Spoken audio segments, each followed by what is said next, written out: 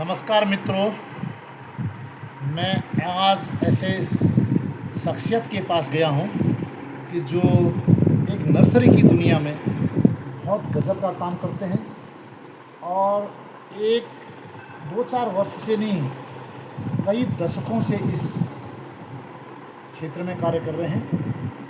मैं आपको अब उनसे वार्तालाप के लिए कहता हूँ।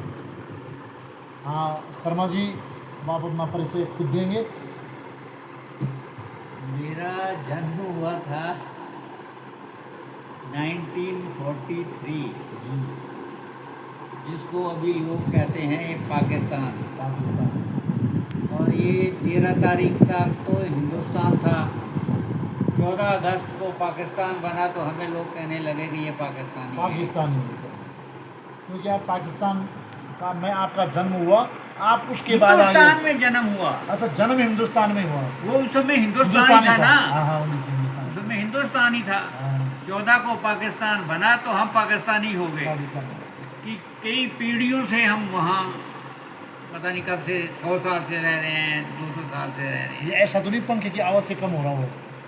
अच्छा हाँ। तो उसके बाद आपको पता है जो शरणार्थी होते हैं उनका क्या हाल होता है। कभी तंबुओं में रहे, कभी झोंपड़ियों में रहे।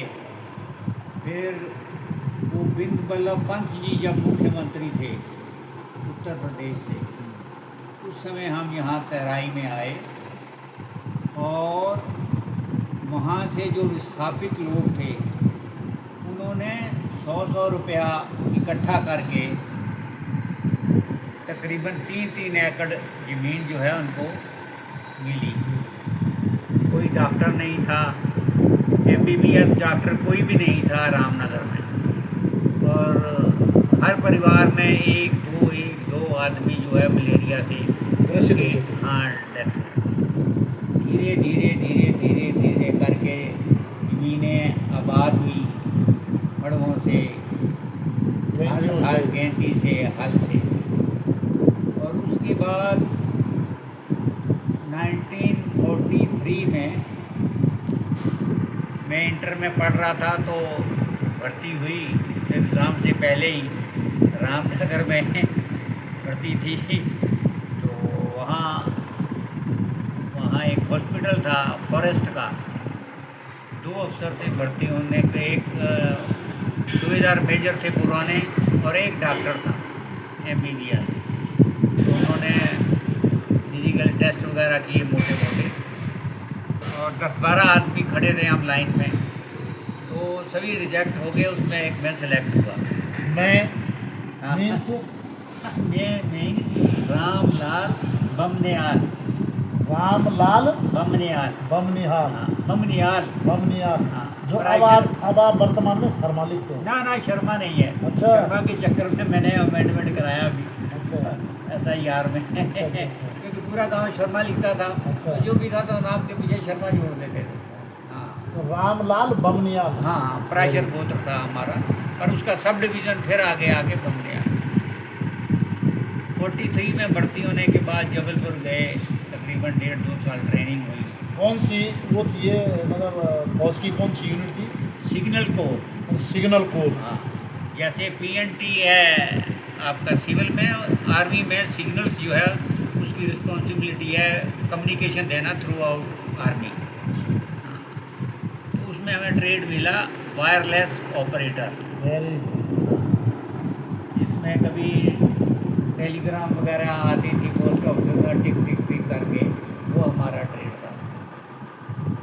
उसके बाद देहरादून से मैं रिटायर हुआ 1887 में, 1987 में, और अभी तक हाथ पैर चल रहे हैं। तो उसके बाद आपका मतलब ये नर्सरी के जगत में आने का मतलब क्या प्रेरणा रही, कैसे आप इसमें आए, उस पर आप थोड़ा प्रकाश डालेंगे माननीय बमनियाल जी? हाँ, उसमें ऐसा है कि ये काम हम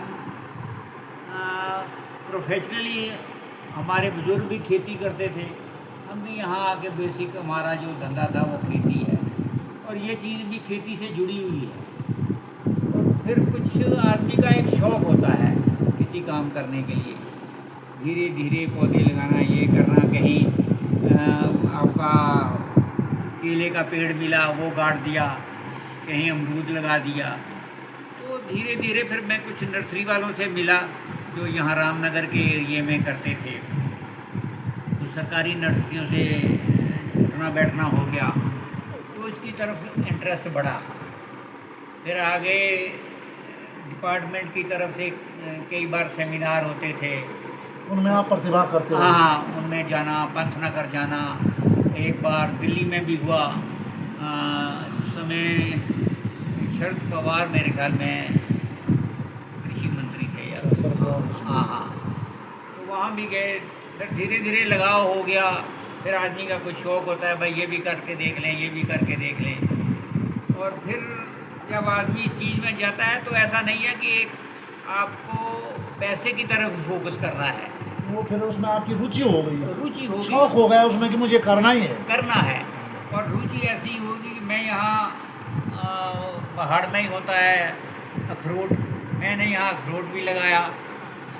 सभी बोलते थे अभी अखरोट में भी जंगली बेर की तरह लगते हैं, और फिर उसके बाद ग्राफ्टेड था पर क्लाइमेट की तरफ से वो डेवलप नहीं हुआ। फिर एक नर्सरियों में मैं पीक नट वो पेड़ लाया, तो मुझे इतनी खुशी हुई। जो J&K में होता है वो यहाँ भी पहली बार उसको फल लगा, मैं आपको दिखाऊंगा वहाँ पीक नट का। तो आम की आगे वैरायटियाँ हो गई कई।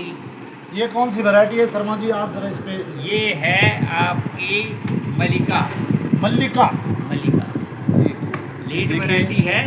अब यहाँ पे हमारे जो है श्रीमान रामलाल भुमलिया जी, ये इस आम का जो है एक सैंपल हमारे सामने लाए हैं, और मैं तो नाम भी ढंग से नहीं बता पा रहा हूँ। मल्लिका, मल्लिका, हाँ वो मल्लिका हीरोइन से नाम याद आ रहा है। जैसे हिंदी में रानी मल्लिका, बोलते हैं, मल्लिका तो शेरावत। मल्लिका शेरावत के नाम से याद आ रहा है कि ये जो है आम का नाम मल्लिका है। देखो कितना सुंदर और कितना बड़ा अच्छा आम है, और ये पैकिंग भी करवा रखी है ताकि इस पे जो है इस पे प्रेशर न पड़े, आराम से एक जगह से दूसरी जगह ट्रांसपोर्ट हो पाए, शायद इसीलिए होगा। हाँ, और लेट वैरायटी भी है ये। अच्छा, लेट वैरायटी है। हाँ, बाकी लंगड़ा दशहरी वगैरह तो ख़त्म हो गए। हाँ, ये लेट वैरायटी है, अभी तक कच्चा है, और 1 महीने और भी पेड़ में ये सितंबर तक जो है हम खा सकते हैं। हाँ, खा सकते हैं। आपको टेस्ट कराऊंगा मैं, कुछ दाने हैं।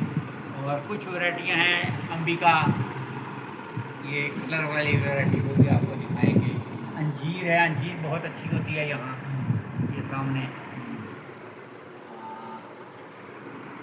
इस तरह की ये चीज़ें हैं। अब जरा दामों के ऊपर के उस पर चलेगा, ये यहाँ पर वो है, वो अंजीर के सामने वो केवल फोटो खींच दिखा के यार अभी कलर वाले जो आम है, कलर वाले आम को भी दिखाना, साइड है। कलर वाले आम भी दिखाना। ये करेला भी दिखा ऊपर, ये करेले लगे हुए हैं। आज ही थोड़े हैं। जरा वीडियोग्राफी अच्छी से करना भाई, इसमें यूट्यूब पे जाना। ये आम के पेड़ पे करेले की बेल।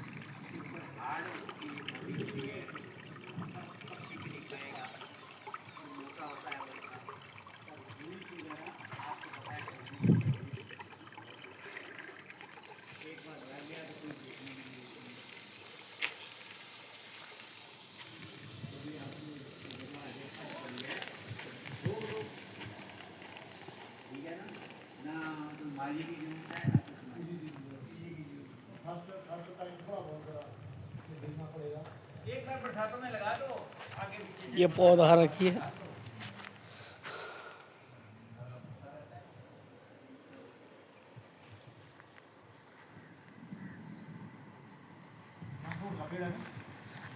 हाँ, ये अखरोट का पेड़ बोले बोलते अखरोट का पेड़। ये अखरोट का पेड़ है, देखिए। दिखा देखिए आम की नर्सरी है, आम के पौधे सप्लाई ये आम के पौधे। यहाँ बाबा उधर मत मारना, और टहनी है ऊपर रखा हुआ है छाया के। जोर से बोल जरा कम मत।